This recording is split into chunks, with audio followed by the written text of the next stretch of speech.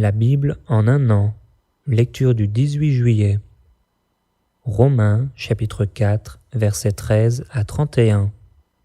En effet, ce n'est pas par la loi que l'héritage du monde a été promis à Abraham ou à sa postérité, c'est par la justice de la foi, car si les héritiers le sont par la loi est vaine et la promesse est anéantie, parce que la loi produit la colère et que là où il n'y a point de loi, il n'y a point non plus de transgression. C'est pourquoi les héritiers le sont par la foi, pour que ce soit par grâce, afin que la promesse soit assurée à toute la postérité, non seulement à celle qui est sous la loi, mais aussi à celle qui a la foi d'Abraham, notre Père à tous, selon qu'il est écrit « Je t'ai établi, Père d'un grand nombre de nations.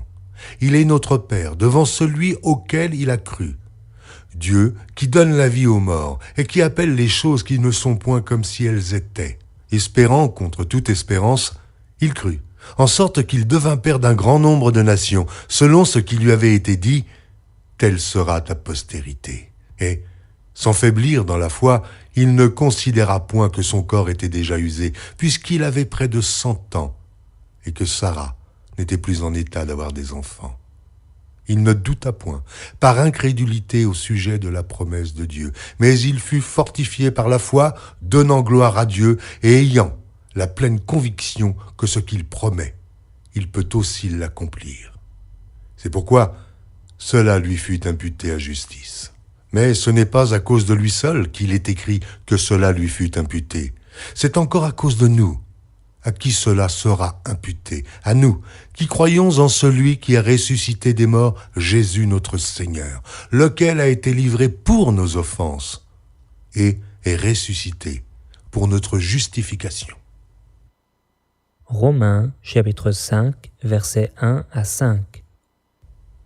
Étant donc justifiés par la foi, nous avons la paix avec Dieu par notre Seigneur Jésus-Christ, à qui nous devons d'avoir eu par la foi accès à cette grâce, dans laquelle nous demeurons fermes, et nous nous glorifions dans l'espérance de la gloire de Dieu.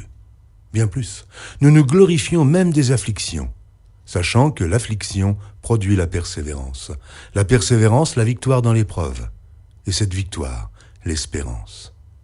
Or, l'espérance ne trompe point, parce que l'amour de Dieu est répandu dans nos cœurs par le Saint-Esprit qui nous a été donné.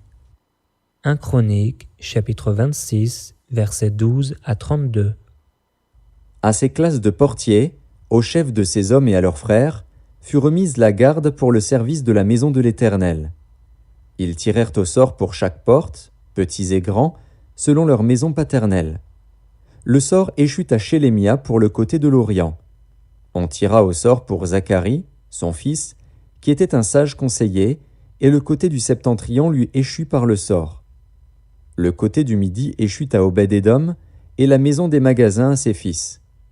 Le côté de l'Occident échut à Shupim et à Oza, avec la porte à Chaléquet, sur le chemin montant. Une garde était vis-à-vis de l'autre. Il y avait à l'Orient 6 Lévites, au nord 4 par jour, au midi 4 par jour, et 4 au magasin en 2 places différentes. Du côté du faubourg, à l'Occident, 4 vers le chemin, 2 vers le faubourg. Ce sont là les classes des portiers, d'entre les fils des Coréites et d'entre les fils de Mérari. L'un des Lévites, Akija, avait l'intendance des trésors de la maison de Dieu et des trésors des choses saintes. Parmi les fils de Laédan, les fils des Gershonites issus de Laédan, chef des maisons paternelles de Laédan le Gershonite, c'était Jéhiéli, et les fils de Jéhiéli, Zétam et Joël, son frère, qui gardaient les trésors de la maison de l'Éternel. Parmi les Amramites, les Jitséarites, les Hébronites et les Uziélites, c'était Shebuel, fils de Gershom, fils de Moïse, qui était intendant des trésors. Parmi ses frères issus d'Éliézer, dont le fils fut Réchabia, dont le fils fut Ésaïe, dont le fils fut Joram, dont le fils fut Zikri, dont le fils fut Shélomis, c'était Shélomis et ses frères qui gardaient tous les trésors des choses saintes qu'avait consacré le roi David, les chefs des maisons paternelles, les chefs de milliers et de centaines, et les chefs de l'armée. C'était sur le butin pris à la guerre qu'il les avait consacrés pour l'entretien de la maison de l'Éternel.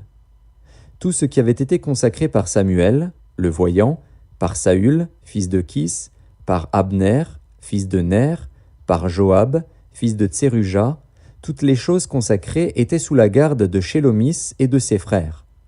Parmi les Jitséarites, Kenania et ses frères étaient employés pour les affaires extérieures, comme magistrats et juges en Israël.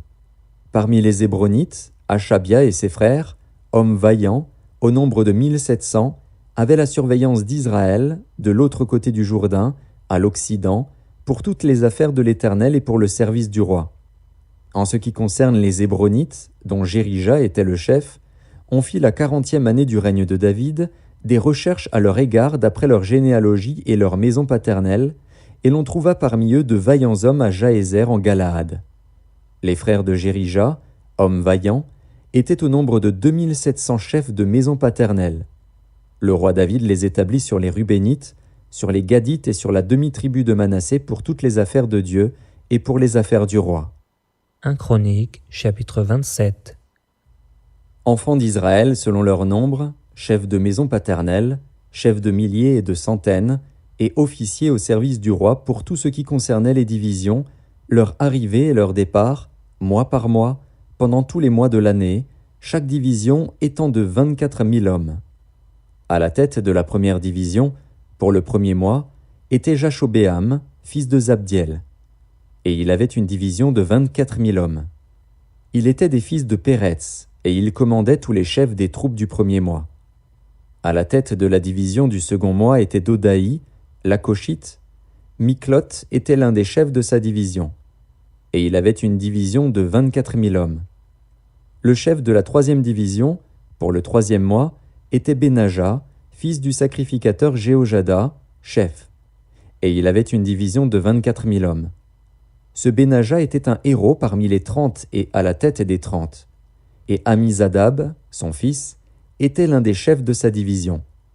Le quatrième, pour le quatrième mois, était Azaël, frère de Joab, et, après lui, Zébadia, son fils.